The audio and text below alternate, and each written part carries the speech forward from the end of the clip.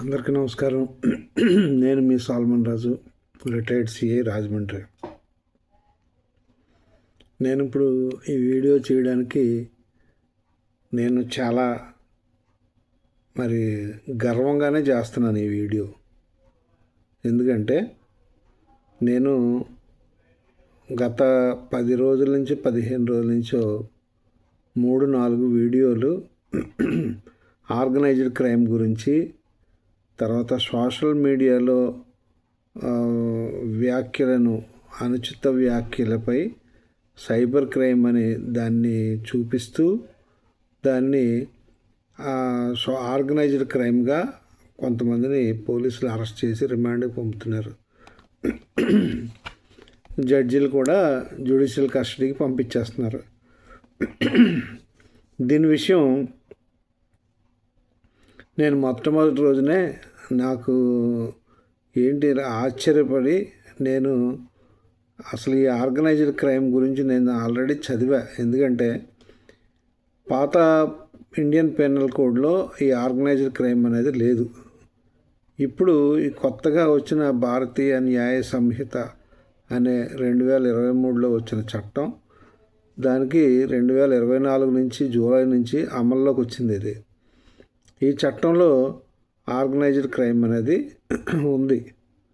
అది 10 సంవత్సరాల వరకు శిక్ష తగిన నేరం అన్నమాట. అయితే ముందుగా చెప్పుకోవాల్సి వస్తే, ఈ సోషల్ మీడియాలో అనుచిత వ్యాఖ్యలు, ఈ అనుచిత వ్యాఖ్యలు అనేవి అసలు సైబర్ క్రైమ్కి వస్తుందా లేదా? యాక్చువల్గా అయితే సెక్షన్ 66A ఐటీ యాక్ట్ 2008 ఈ చట్టంలో చక్కగా నిర్వచింపబడింది ఈ సోషల్ మీడియాలో వ్యాఖ్యల గురించి. అదేంటంటే, ఎవరైనా వ్యక్తులు ఎలక్ట్రానిక్ మీడియా ద్వారా, అంటే సోషల్ మీడియాలో తప్పుడు సమాచారం పంపడం, అభ్యంతరకరమైన లేదా భయపెట్టేదిగా ఉండి వ్యక్తులకు చికాకు, ప్రమాదం కలిగించేలాగా, లేదా మానసికమైన గాయపరిచేలాగా, లేదా నేరపూరితమైన బెదిరించడం ఎవరైనా చేస్తే అది 66A ఐటీ యాక్ట్ ప్రకారం దానికి 3 సంవత్సరాల వరకు జైలు శిక్ష. అది 2008లో అమెండ్ అయింది. అది ఐటీ యాక్ట్. సరే, బాగానే ఉంది. అయితే ఈ చట్టం ఉపయోగించుకుని కొంతమంది ప్రభుత్వంలో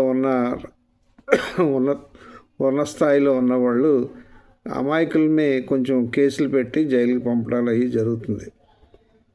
అందులో 2 అమ్మాయిలు మహారాష్ట్రలో ఒక ప్రముఖ వ్యక్తి మరణానంతరం జరిగిన పరిస్థితులను వివరిస్తూ ఒక 2 అమ్మాయిలు, చదువుకునే అమ్మాయిలు షేర్ చేశారు సోషల్ మీడియాలో. దాని నిమిత్తం కేసు పెట్టి వాళ్ళని రిమాండ్ పంపడం జరిగింది. అయితే శ్రేయ సింఘాల్ అని ఒక న్యాయ విద్యార్థిని ఇది చూసి బాధపడి, ఆమె మొత్తం ఈ సోషల్ మీడియా కానీ, ఈ ఐటీ యాక్ట్ దాంట్లో ఏమైతే కేసులు ఉన్నాయో అవన్నీ వ్యక్తులను భయపెట్టాలి, తర్వాత వైలెన్స్ ఉపయోగించాలి, తర్వాత బెదిరింపులు చెయ్యాలి, ఇవన్నీ కూడా చట్ట వ్యతిరేకంగా చేస్తూ, ఏదైనా వారికి సొంత లాభం, అంటే ముఖ్యంగా ఆర్థికమైన లాభం ఉంటేనే అది ఆర్గనైజ్డ్ క్రైమ్గా ఎవరైతే వ్యక్తులు ఈ పనులు చేస్తారో వాళ్ళు ఆర్గనైజ్డ్ క్రైమ్గా చేసినట్టుగా నిర్వచింపబడింది. ఈ ఆర్గనైజ్డ్ క్రైమ్కి 10 సంవత్సరాలు జైలు శిక్ష. అయితే ఇందులో ఈ ఆర్గనైజ్డ్ క్రైమ్గా మెంబర్గా మనం ఎప్పుడు చేయాలంటే, గత 10 సంవత్సరాల్లో జరిగిన 10 సంవత్సరాల లోపు ఆ వ్యక్తిపై అదే రకమైన నేరం చేశాడని చెప్పి కనీసం ఒక్క ఛార్జ్షీట్ అన్నా కోర్టులో పెండింగ్లో ఉండాలి. అంటే ఫైల్ చేయడం కాదు, కోర్టు వారు టేకన్ ఆన్ ఫైల్ తీసుకుని సీసీ నెంబర్ వచ్చి అది పెండింగ్లో ఉంటుంది. ఈ ఆర్గనైజ్డ్ క్రైమ్ ఎందుకంటే అసలు పెట్టింది కరుడుగట్టిన నేరస్తులను కంట్రోల్ చేయడానికి, అలాగే ముంబై అండర్ వరల్డ్ డాన్ లాంటి వాళ్ళ గురించి, తర్వాత సుపారీ తీసుకుని మనుషులను చంపేసే వాళ్ళ గురించి, అటువంటి క్రూరమైన నేరస్తుల గురించి ఈ చట్టం పెట్టడం జరిగింది. అయితే మరి ప్రస్తుతం అసలు నేరమే కానీ సోషల్ మీడియాలో అనుచిత వ్యాఖ్యలు దాని గురించి దాన్ని సైబర్ క్రైమ్ అనే నేరంగా చూపించి దాన్ని ఆ సంబంధిత వ్యక్తులను ఎవరైతే ఉన్నారో వాళ్ళని పోలీసులు ఈ 111 ఆర్గనైజ్డ్ క్రైమ్ అని చూపించి వాళ్ళని అరెస్ట్ చేసి రిమాండ్ పంపడం జరిగింది. అలాగే ఎప్పుడో సంవత్సరం క్రితం లేకపోతే 2 సంవత్సరాల క్రితం పుట్టిన పోస్టులపై అది ఎవరో మనోభావాలు దెబ్బతిన్నాయని చెప్పి ఒక 5-6 కేసులు మన రామ్ గోపాల్ వర్మ గారి మీద ఆ కేసులు పెట్టడం జరిగింది.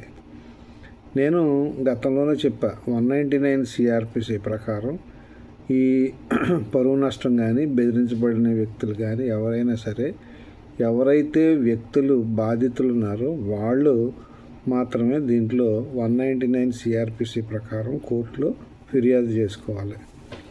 మరి ఈ చట్టాలన్నీ పక్కన పెట్టేసి పోలీసు వారు లేని అధికారాన్ని తీసుకుని ఎప్పుడో జరిగిన దానికి అసలు చట్టమే అమల్లో లేదు. చట్టం వచ్చిందే 2024 జూలై నుంచి వచ్చింది, అది అమల్లోకి వచ్చింది. కానీ ఎప్పుడో సంవత్సరం క్రితం లేకపోతే 2 సంవత్సరాల క్రితం పోస్టులు పెట్టిన వ్యక్తులను దాన్ని సైబర్ నేరం అని చూపించి దాన్ని ఆర్గనైజర్ క్రైమ్గా వాళ్ళని అరెస్ట్ చేసి వాళ్ళని రిమాండ్కి పంపడం జరిగింది. ఇది తప్పు, ఇది అన్యాయం అని చెప్పి పోలీసులకు చాలాసార్లు నేను చెప్పా. కానీ పోలీసులు నన్ను వ్యంగ్యంగా వెటకారంగా కూడా మాట్లాడారు కొంతమంది పోలీసులు. అయితే ఈరోజు ఏమైంది, హైకోర్టు వారు రామ్ గోపాల్ వర్మ గారి మీద యాంటిసిపేటరీ బెయిల్ ఇచ్చారు. ఆయన మీద ఏ విధమైన చర్య తీసుకోవట్లేదు అని చెప్పడం జరిగింది. మరి ఈరోజు అంటే 12/12/2024 తేదీ మరి ఆంధ్రప్రదేశ్ హైకోర్టులో చక్కటి ఒక జడ్జిమెంట్ ఇచ్చారు. దాన్ని ఎవరైతే వైఎస్ఆర్సీపీ సోషల్ మీడియా కార్యకర్త ఎవరో వెంకటరెడ్డి ఎవరో ఉన్నారు, ఆయన కేసులో చక్కటి నిర్ణయం తీసుకున్నారు కోర్టు వారు. అసలు ఇది ఆర్గనైజ్డ్ క్రైమ్ ఎలాగవుతుంది? ఇది అసలు గతంలో ఎప్పుడైనా ఈ వ్యక్తి మీద ఇటువంటి కేసులు ఉన్నాయా? అసలు ఛార్జ్షీటే లేదు ఇతని మీద. ఎలాగ ఆర్గనైజ్డ్ క్రైమ్గా చూపిస్తారని చక్కగా న్యాయమూర్తులు విచారించి వ్యాఖ్యానించి మరి పోలీసులకి సరైన ట్రైనింగ్ ఇమ్మని చెప్పి ఈ చట్టం మీద అవగాహన కల్పించాలని చెప్పి కూడా డైరెక్షన్ ఇది ఇచ్చారని అంటున్నారు. మరి అందుకని నేను ఈ సంతోషంగా ఉన్నది నాకు. ఎందుకంటే నేను అనుభవం మీద చెప్తున్నాను, కానీ మా పోలీసులు ఎవరు దీన్ని పట్టించుకోవట్లే. కోర్టు వారు ముట్టితే తప్ప దీన్ని పట్టించుకోవట్లే. కాబట్టి ఇది ఇప్పటికైనా పోలీసులు చట్టం మన పరిధి ఎంతవరకు ఉంది, మన పోలీసులు ఎంతవరకు మనం చేయొచ్చు అంతవరకే చట్టం ఫ్రేమ్లోనే ఉద్యోగం చేయాలని కోరుకుంటూ మీ సాల్మన్ రాజు.